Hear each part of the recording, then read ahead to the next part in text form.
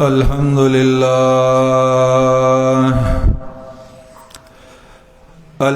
لله نحمده ونستعينه ونستغفره ونؤمن به ونتوكل عليه ونعوذ بالله من شرور أنفسنا ومن سيئات أعمالنا من يهده الله فلا مضل له ومن يضلله فلا هادي له وأشهد أن لا إله إلا الله وحده لا شريك له وأشهد أن محمدًا عبده ورسوله أما بعد فأعوذ بالله من الشيطان الرجيم بسم الله الرحمن الرحيم ذلك الكتاب لا ريب فيه هدى للمتقين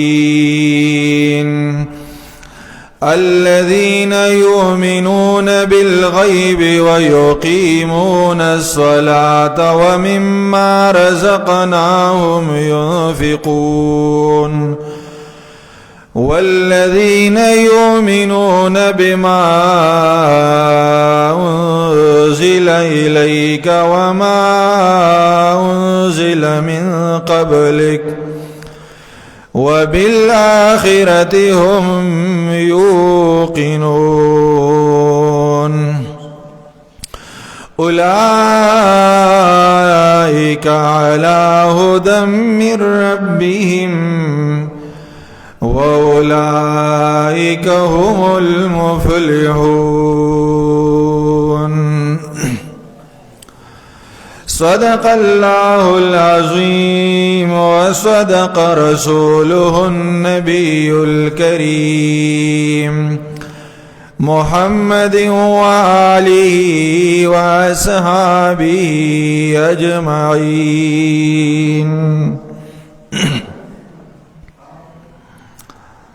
قرآن عظیم شان کی اللہ رب العزت فرمائی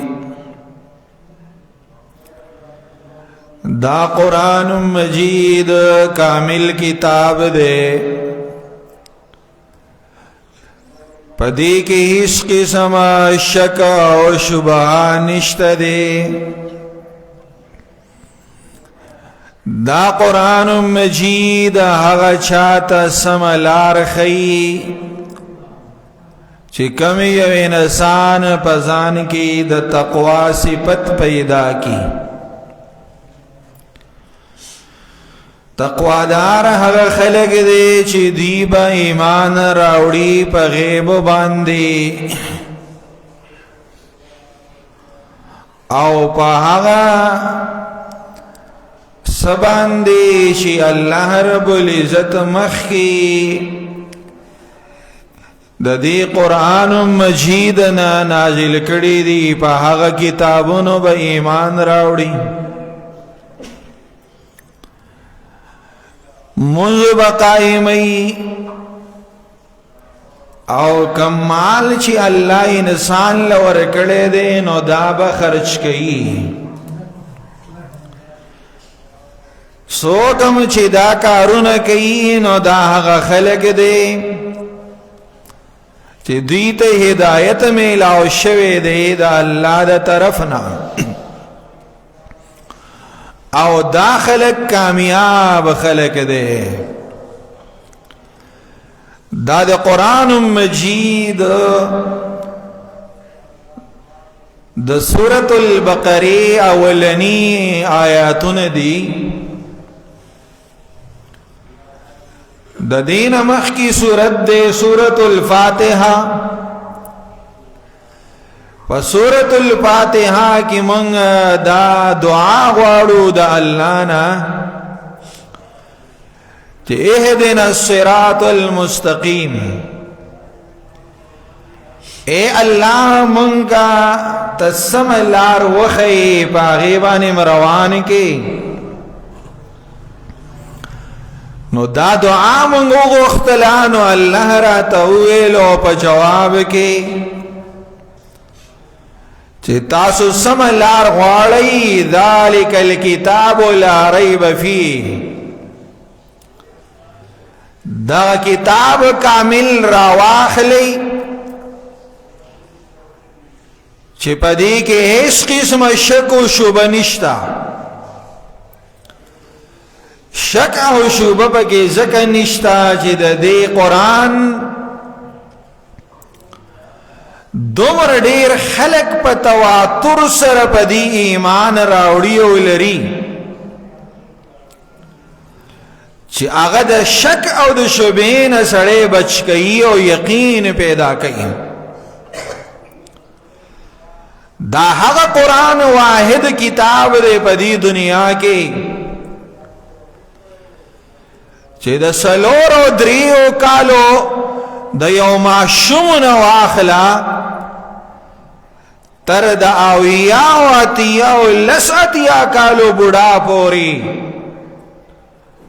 دا انسانان میلاویږي چې هغوی دا کتاب دا اول نواله تر آخره پورې زیر و زبر یاد کړی. په دنیا کې بل یو کتاب نشته داسې کتاب چې هغه د ابتدا نه تر د انتها پورې چاته زبانی یادي. دا واحد قرآن دی چې دا قرآن مجید د دې د یادونکو تعداد په دې دنیا کې بے شمیره دی. په ماشومانو کې هم د دې حافظان موجود دي، په جوانانو کې هم د دې حافظان موجود دي، په بوډاګانو کې هم د دې حافظان موجود دي، په نارینو کې هم موجود دي او په زنانو کې هم حافظات دا موجود دي د دې قرآن مجید. په دې دنیا کې یو کور د مسلمانانو به داسې نه څوک یو داسې کور د مسلمانانو نشي ښودلی چې د مسلمانانو په هغې کور کې دی اگر چې د قرآن لوستونکي څوک نه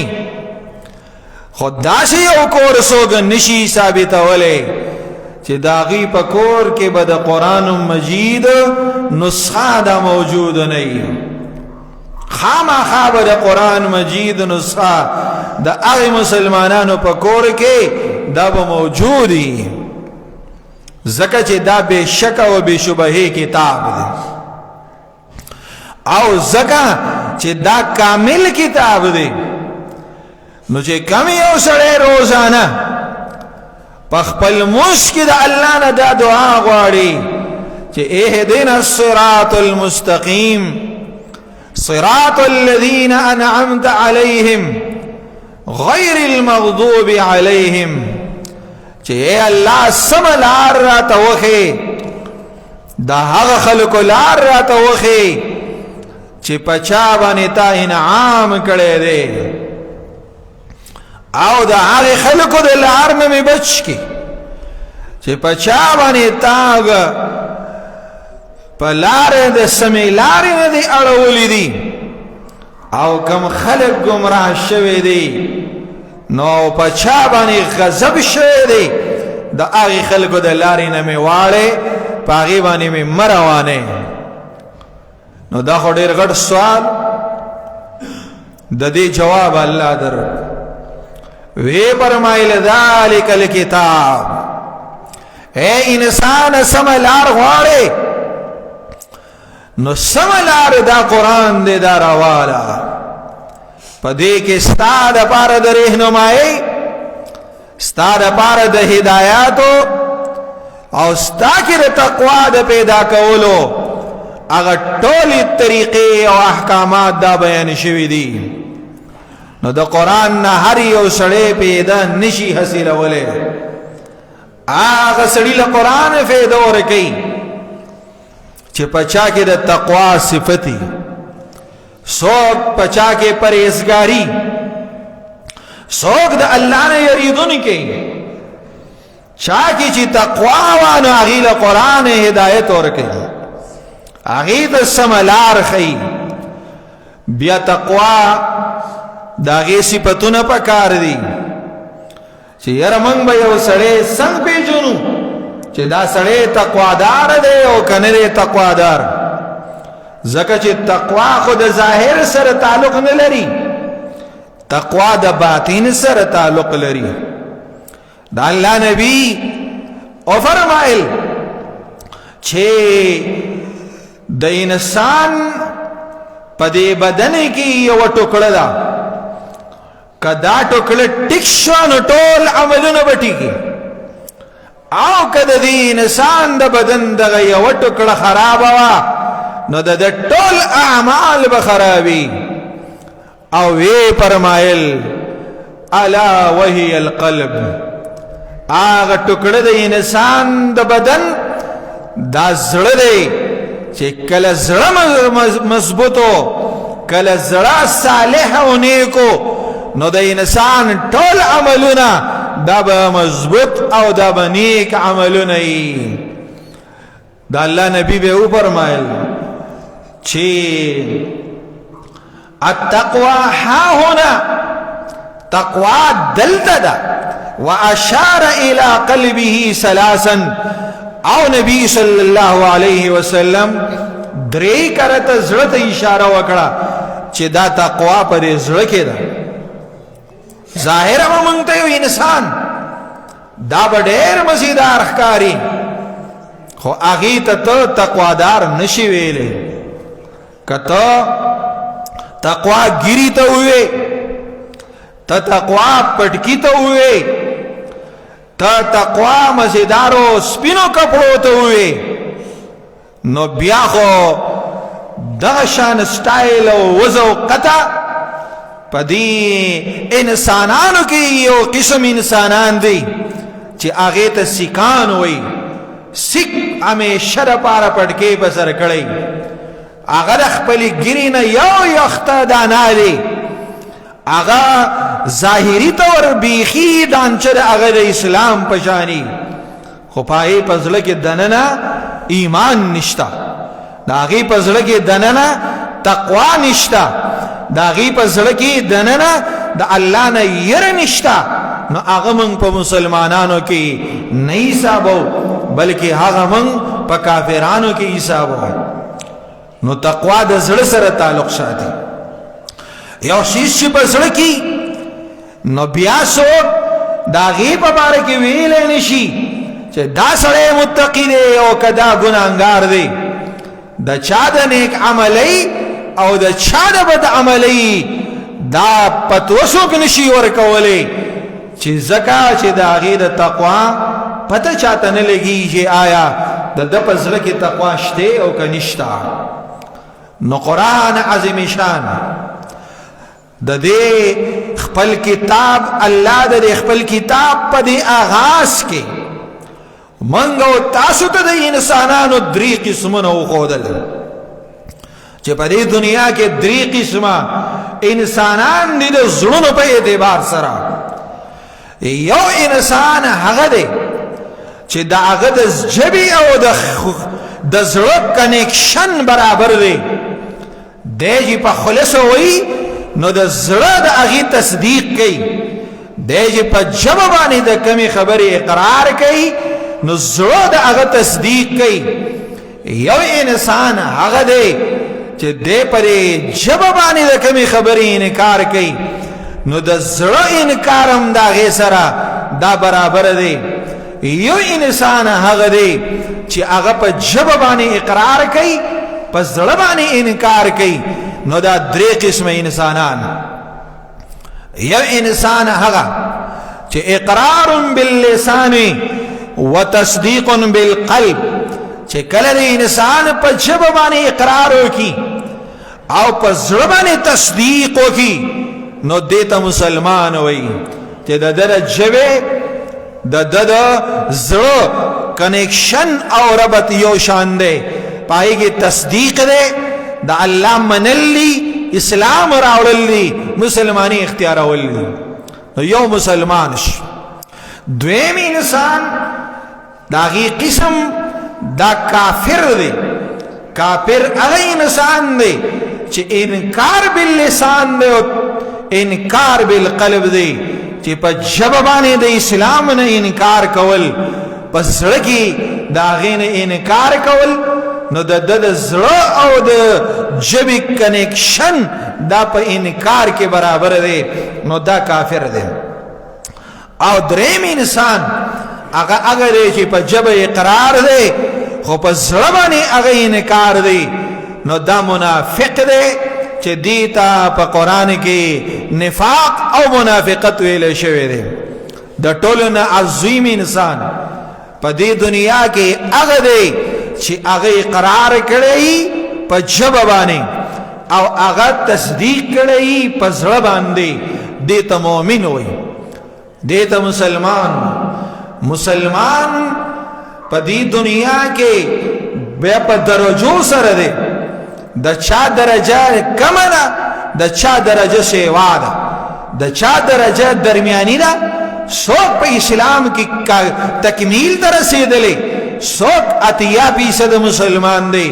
څوک 50% مسلمان دی د دې اسلام د اسلام تعلق دا د عمل سره دی کله چې یو سړي کې تقوا للهیتی نو دا سړی کامل مسلمان د کامل مسلمان ته متقی او پرهیزګار وي تقوا خو د انسان په زړه کې ده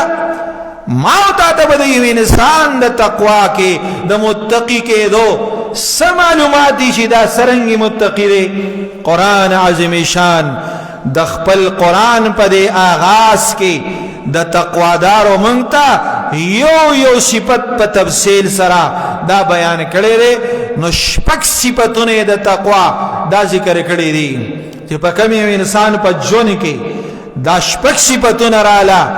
دا انسان متقی دی اولنې صفت الله وی الذين يؤمنون بالغيب متقی هغه انسان دی چې دی به ایمان راوړی په غیب باندې الذين يؤمنون بالغیب متقیان هغه خلک دی چې دوی به ایمان راوړی په غیب باندې په غیب باندې ایمان څه دی هر هغه څیز چې حواس خمسه هغه نشي معلومولی دې ته غیب وایي منګه په الله ایمان راوړی په سترګو مو لیدلی نه دی په غوږونو باندې موږ محسوس کړی د هغه څه خبره نه ده اورېدلې په ژبه باندې ذایقه نه ده معلومه په لاس باندې ټچ شوی نه دی خو موږ په الله ایمان دی ولې کائنات پیدا کړی لوی لوی غرونه ودرولي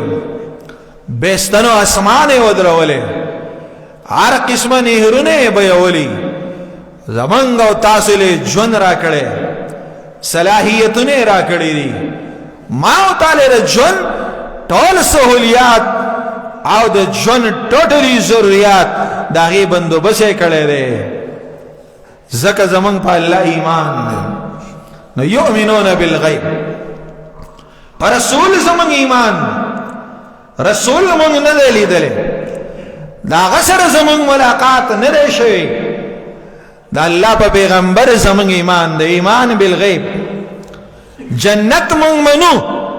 په هغې زمونږ ایمان دی نه مونږ لیدلی دی نه محسوس کړی دی جهنم باندې زمونږ ایمان دی نه م لیدلی دی نه محسوس کړی دی دې ته ایمان بالغیب وایي کم یو سړی چې په غیبو ایمان راوړی نو دا انسان پدې کې د تقوا یو صفت دا راغی او دا انسان متقی دی او دا د ټولو صفاتونو بنیاد دی کدا صفت په یو انسان کې نه نو بیا یاد لري چې باقی صفاتونه د دې انسان د تقوا صفاتونه دا الله رب العزت بیا نه قبلې ولې دای بنیاد دی چې دې سړی با په الله او پر رسول په کتابونو په فرشتو د قیامت په ورځ په جنت او په جهنم او په دې ټولو غیب باندې به د ایمان راوړي نو یو صفت داش دویم صفت د متقیانو هغه د ایمان نه بعد چې کله یو سړی ایمان راوړو د ټول نړمبه حکم چې انسان ته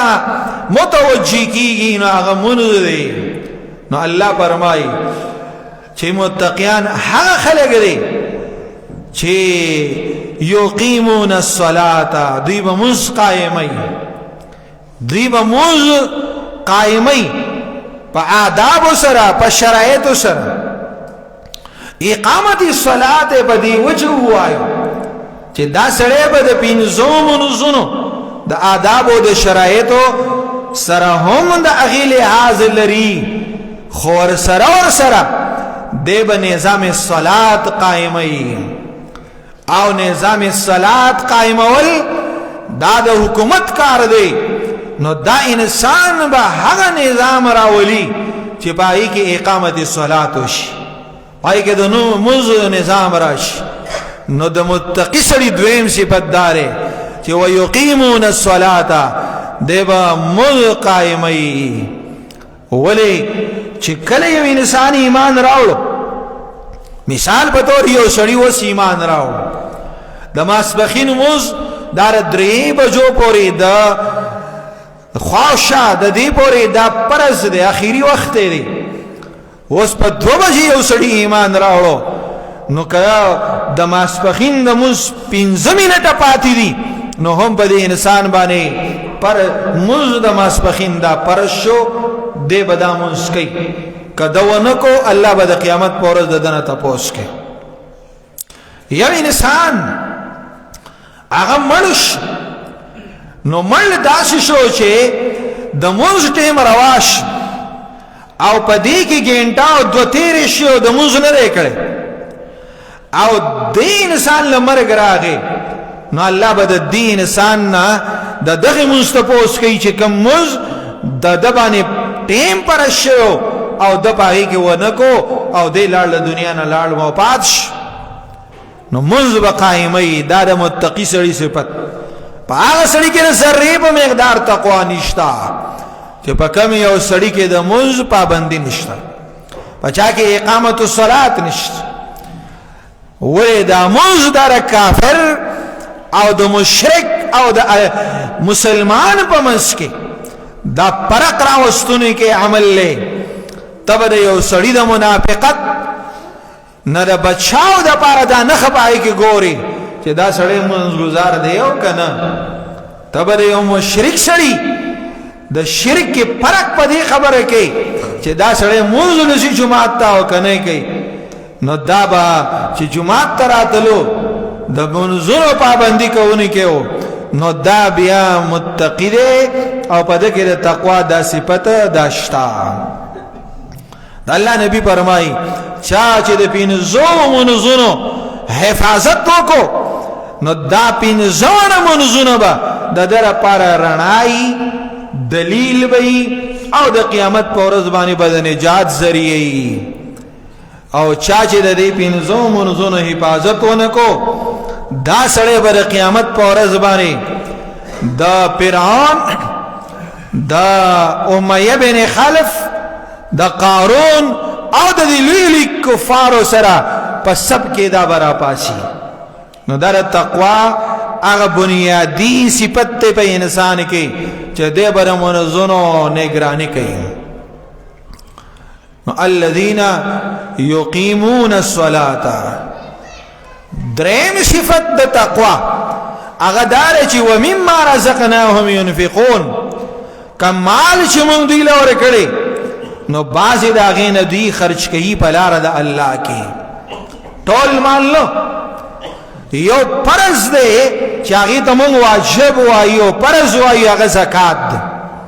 نو په زکات په دې ټول مال کې زکات د سلوختمه حصہ ده الله د ټول زکات دومره غټه شرح نه دی خو د دینه دا پته ولګي چې ټوټلی مال د الله په لار کې ورکول دا شریعت فلسفه نه ده نه شریعت حکم دی زکات نه ډېر شومتوب کې نه ډېر پراخي کې لا تجعل يدك مغلولة إلى عنقك ولا تبسطها كل البسط فتقعد ملوما مدهورا تب خپل لاسونه بالکل بندې منو چې بالکل تا خپل سټ سره لاس تړلې او جیب ته نور کوزيږي نه خپل لاسونه داسې پراخه پرېږدي چې صدر سری ټول ولګي نو بیا حیران او پریشان دا ناسی او ځان ملامت کې چې یاره په جوش کې رالم ټول روپۍ می خیراتی ورکړي اسلام دا نه وای ځکه وای و مما رزقنا بعضی دا هغه مال چې مونږ دوی له ورکړی دی ينفقون دوی به خرج کوي اوس دا ستا خوخره چې د زکات نه علاوه ته په نفلي صدقاتو کې څومره مال خرج کوي نو چې کم یو سړی مال خرج کوي نو الله رب العزت په دې سړي کې د تقوا صفت پیدا کوي او د په ژوند کې برکت پیدا کوي ځکه چې کله یو سړی صدقات نه ورکوي خپل مال په صدقاتو کې نه لګي د میلمه په میلمستیاي نه لګي د غریب په غربت نه لګي د مسکین سړي سره تعاون نه کوي او د مال د سره پني او جمعي نو د مال نه به برکتی ختميږي صحابه کرامو د الله پیغمبر ډیر د غربت زندگی تیرا کړی ده ډېر سخت به تیر شوی دي خود دې باوجود د الله پیغمبر د خوانه د صحابه د اعم عشره کې د دغه غربت باوجود دا غینا وګه سره دا چرته نه راتله دا غینا سوالګره سره خالی لاس نه راتله او چې کلم تله ده نو ورته راغي هغه به برکتی دا وتا بیا خودل شوی ده نبی صلی الله علیه وسلم بیبی ده یوا هغه ذکر کې ناشتو او په دې دوران کې گاونډیانو د الله پیغمبر له د غوخي او پټه راو نو بیبي ویلو چې ما خپل وینځي ته ویل چې دا پټه نبی صلی الله علیه وسلم لکې دي زکه چې یو خو دا وجه دا چې د الله پیغمبر غوخه ډیره خوخه ده نو عقل به کیدو او دویم دار چې نن لسم ورځ د چې د الله پیغمبر د مرینا یو لقمه کته شوی نه نه هر دې د لسورځو خوراک نشته نو یې مونږ ورلاغه په پلیټ کې خودل لک سات بعد یو سوالګر راغی او هغه سوال وکړو نو زمون په کور کې د یو پټی نه علاوه هیڅ شی خوراک دا موجود نه نو یې مونږ هغه سوالګری ته ویلو چې ماپ کس نشتا نو خالی لاس هغه مونږ ولې چې هغه لار نو نبی صلی الله علیه وسلم لک سات بعد راغی چې راغی کېناستو بیبي وای ما وینځي ته ویل خدمتګار ته چې ورشه لاړشه او پتاخ کې په هغه فلیټ کې مونږه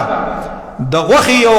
پټې خو دې د الله پیغمبر لې راوړل چې وی خوري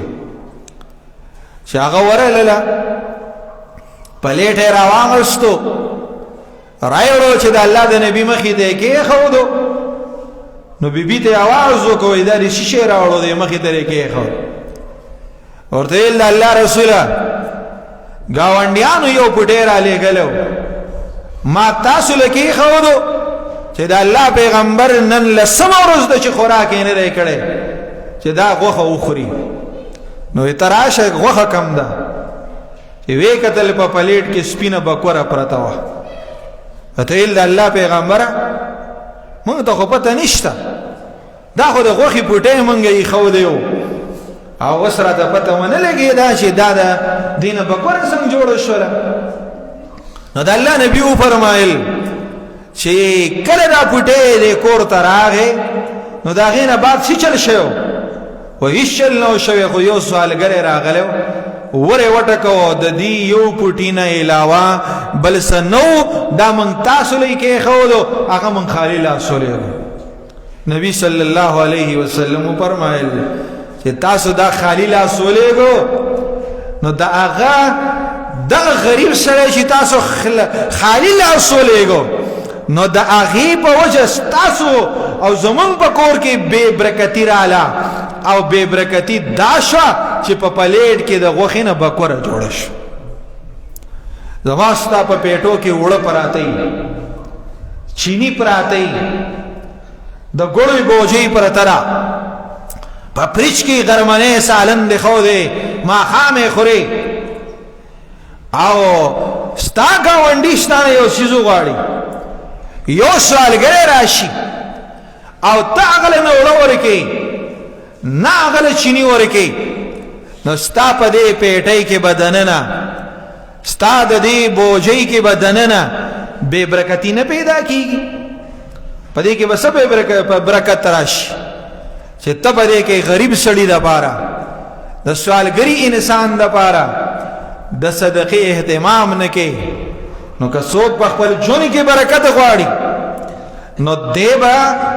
د دې مال کې به د الله پر رضا باندې غریبانو له مسکینانو له یتیمانو له به دا خوراک بندوبست پکې کوي ينفقون معنی دا چې دوی به خرچ کوي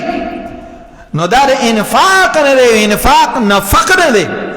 او نفق سورنګ ته وایي هغه سورنګ ته چې د هغې دواړه طرفونه کولا وي نفق هغه سورنګ ته ویلی کېږي چې په دې پټو کې د امګي کم سوري جوړ کړي نو د دې دا طرف هم کولا وي هغه مي نو چې په دې پټي کې ته روان یې مګ د له مخې له درشي او تا ویني نو یکدم دا د سوړي ته ننوځي نو تا کمر راغستی دلته ولاړې خو چې ته لږ ساعت بعد وګورې هغه هغلته غوږونه بوس کړي هلتې راوتلي ده ولې دا په دې یو سورنګ په دې یو سوړه ورننوتله هلته راووتله دې ته نفق وایي انفاق تم په دې وجه انفاق وایي چې تا ته په کم لار باندې مال راغې نو دا به په دې جیب کې ساتې نو دا به په دې بل لاس باندې د الله په لار کې خرچ کړې نو چې دا دې خرچ کوو نو په دې کې به برکت راشي په دې کې به الله پاک تعالی خیر اچي او کم یو سړی چې په دې دنیا کې برکتناکه زندگی تاسو د هغه ژوند وګورئ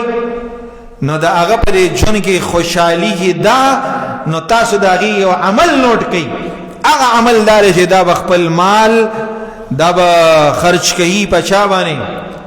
په میلمنو باندې میلمه چې دی راغې دا هم صدقه ده دا به خیراتونه ورکوي غریبانو له دا به چې دی نو مسکینانو له ورکوي او په رشتهدارانو کې چې کم کمزورې انساني نو هغه له به ورکوي او دې ته تقوا وایي نو ومما رزقناهم ينفقون والذين يؤمنون بما انزل اليك متقی هغه سره دی چې اے پیغمبر تا ته کوم قرآن نازل شوی په دې به ایمان راوړی وما انزل من قبلک پنځم صفت دا دی چې له دې قرآن نه مخکې څومره کتابونه نازل شوي په دې به ایمان راوړی دا به مني چې دا حق پیغمبرانو حق کتابونو چې الله د انسانانو د هدایت دپاره را لېږلي وو پنځه صفتونه شو په دې کې دا نه دي ویلي چې ومن بعدکا چې پیغمبر ستانه بعد به دی یا پیغمبر منی یا به کتاب منی دا پکې نشته لہذا قرآن منل آخری کتاب منل محمد رسول الله منل او آخري نبی منل دا تقوا دا. کم یو سړی کی چې دا ټول صفاتونه وي خو پیغمبر آخري نه مني دا متقی نشي کېره بلکې دا سړی کافر دی. او شپږم صفت آخري هغه داره چې وبالآخرة هم یوقنون دی په آخرت باندې یقین لري. آخرت ته خبره رااله نو خبره یقین تراله او چې د غیب خبره و او د اقامت الصلات خبره و نو الته د ایمان خبره و. ویل چې یؤمنون بالغیب دلته چې د آخرت خبره رااله نو وبالآخرة هم یوقنون. مونږ وایو کنه چې لکه ایمان او د یقین خبره نو دا د ایمان او د یقین فرق سره. نو یقین مضبوط دی ایمان کمزور دی. ایمان دا ابتدائی حالت دی او یقین دا آخرنی حالت دی. مثال بزده رکم ستاسو دا ایمان دی چې یره د دې الکانو د سکول الکانو چې کم پناین دی اټنی کړي د دې د ایمان دی چې د دې کال په اختتام کې به زمونږ امتحان د ته ایمان وي او دا ایمان د دورس په ورځ مضبوطیږي چې څومره د آخري وخت رسی بیا داخله وتی بیر اللمبر راشي او بیا چې کله آخري شپه شي او سار لره د پرچي نو د ایمان نه خبره یقین دا واوري نو به د شپې را پاسي نه پلم کوي په کال کې یو منظم نه کړي خو د پرچي په شپه باندې به سار وختي پاسې ده. بیا مولوی صاحب تمراشي ګون نماته کې یره مولوی صاحب دواره توکه سار لمه پرچه ده بیا الته ډیوټي والے لمه پروچ ګوري د سوالونه یادې او سلی کی په نقل او چې په اخر کې سو نشي نو پر سار کې چې بیا د حال ته ورنه وځي نو ټول کتاب په پړه کې دا ولې د یقین راغی چې وس پرچه ده. نو زما ستاره اخرت د پاره به عمل او په آخرت باندې عقیده دا به دشي لکه د امتحان د شپې او یا د سحر هغه ورځ چې تکم منډه وهي کله مولوی صاحب ته دعا وکا کله سوال یادې او په لارم روانه کله د تسبیح اغشتي ذکر کوي کله په نپل ودرېږي کله په لار کې غریب سړي له صدقه ورکي په هغه ورځ موبایل هم باندې کوي او ځان لري او غټ تقوادار جوړ کړي ولی یاره پرچه مې رجه پاش. آخرت په باره کې به هم زمونږه داروي کله به مونږ کو کله به مشر نه دعا غواړو کله به صدقې ورکو نو کله به نفلونه کو او کله به قرآن تلاوت کو کله به الله ته توبه وباسو. دې ته ایمان وای چا کې چې دا شپږ صفاتونه رالل الله دې له سرټیفیکیټ ورکي اولئک علی هدى من ربهم دا هغه خلق دي چې دوی په سم لار باندې دي من ربهم د خپل رب د طرفنا دا شپږ صفاتونه والا اولئک هغه خلق دي هم المفلحون چې دا خلق کامیاب دي هم په دنیا کې هم په آخرت کې. الله دې د تقوا د شپږ وانه صفاتونه په منګ او تاسو کې عملی دا پیدا کی او د قران د صحیح پیدې د حاصلولو توفیق دی الله موږ لرا کی. اقول قولي هذا استغفر الله لي ولكم ولسائر المسلمين. ربنا تقبل منا انك انت السميع العليم وتب علينا انك انت التواب الرحيم. ربنا هب لنا من ازواجنا وذرياتنا قرة اعين واجعلنا للمتقين اماما. وصلى الله تعالى على خير خلقه محمد واله واصحابه اجمعين.